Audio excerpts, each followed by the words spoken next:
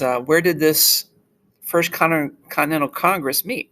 Well, they met in Philadelphia, and there was 56 delegates from 12 of the 13 colonies there. The only colony not represented was Georgia. And the reason Georgia wasn't represented was because Georgia was fighting the Creek Native American tribe, and they felt they still needed the British aid in fighting that tribe, and so they didn't want to make the English too angry. But while this was going on, there was battling in Concord and Lexington. At the time, the English had found out there was an arsenal of weapons in Boston, so they went to go retrieve it. And when they did it, Minutemen were waiting for them. And nobody knows who fired this first shot, but the shot is often called the shot heard around the world. And it was basically symbolized the beginning of the war that's going to affect the entire world.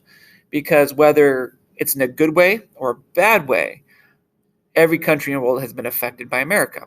And this war is going to bring about the creation of America. Two terms you should know are Minutemen. These were colonial Minutemen ready to fight on a moment's notice, to defeat the Redcoats. And the Redcoats were the colonial name for British soldiers. And they call them this because of their red coats. They also call them names like Lobsterback and other names like that. So, after the fighting started, there was no war declared. The Continental Congress wanted to still make peace with England. So they decided we're going to have the Second Continental Congress meet in Philadelphia. And they're going to try to figure out what to do with the fighting. So the First Continental Congress was there to how they handled the Boston situation. Boston's out of control. You had the Boston Massacre. You had the Boston Tea Party. You had the Intolerable Acts. Boston is not doing really well right now. And the compromise that they reached was that they're going to boycott British goods so that they would stop putting pressure on Boston. And this was pretty effective. And they wrote the Declaration of Rights for the Colonists, like saying this is what the colonists want from Britain. The British looked at this and they just kind of threw it away. They weren't interested. So when the Second Continental Congress created, they decided they don't want to be independent from Britain. And because things have started and are out of control, they put George Washington in the charge of the Continental Army. And they sent an olive branch petition to King George. Both tried to make peace with Britain. They don't want to be independent at this point in time. So the olive branch petition was an official peace offering to King George III from the colonists. King George basically ripped it up and said, we're not going to have peace now. You've insulted us. You've stood up to us. Now you got to pay the price. And what they did was they put a siege under Boston. What a siege is a situation where soldiers surround a city or a fort, in this case, Boston. They're surrounding Boston. They won't let anybody in or out. The other colonies are thinking, okay, well, they do this to us as well. So all the other colonies start to join Boston in their struggle.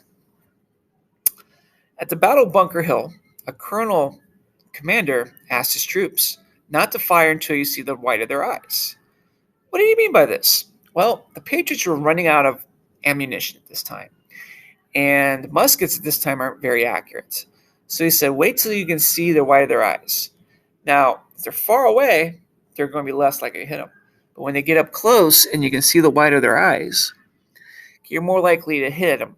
And so he said, basically, don't shoot at them until you get up close. That way, we won't miss.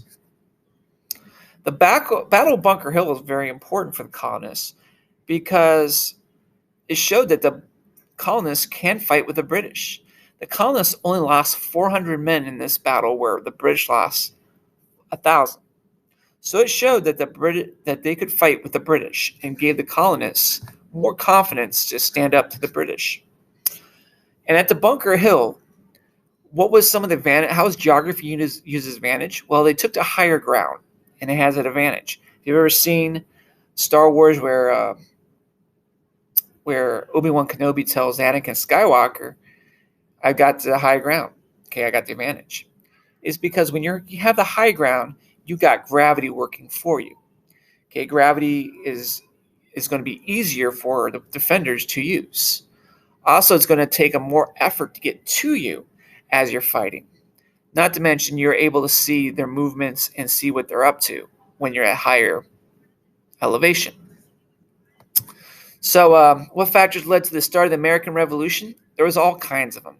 You can say tension in Boston, the Boston Massacre, the Boston Tea Party, the Intolerable Acts, any of the taxes that they put on the people, the Quartering Act, any of these would work.